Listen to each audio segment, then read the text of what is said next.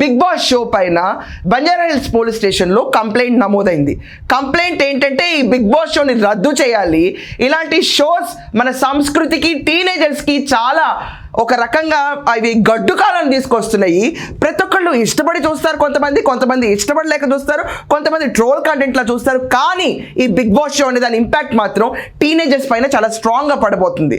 ప్రతి ఒక్కళ్ళు పాడైపోతున్నారు ఈ బిగ్ బాస్ షోలు చూసి అని చాలామంది వ్యక్తపరుస్తున్నారు. This is my personal opinion also. ఎందుకంటే మనం ఒక సినిమా చూస్తే దానికి ఒక సెన్సార్ బోర్డ్ సర్టిఫికేట్ ఉంటుంది. దాంట్లో కొన్ని అసభ్యకరమైన సీన్స్ ఉన్నా, బూతులున్నా, ఒక ఏజ్ లిమిట్ దాటే చూడాలి అని చెప్పి సెన్సార్ నోటిఫికేషన్ ఉంటుంది.